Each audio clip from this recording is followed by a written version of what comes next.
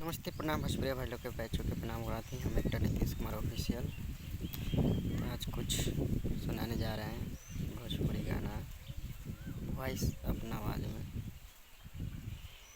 एगो पिया छोड़ब त दूसरा पिया धरब, एगो पिया छोड़ब त दूसरा पिया धरब। आइल बाटे लगनी त कहूँ हम करब, एगो पिया छोड़ब त दूसरा पिया धरम, एगो पिया धरम तो दूसरा पिया छोड़म। आइला बिया लागन कहूँ हम जाके धरम, कहूँ न कहीं जाके सेटिंग हम करम।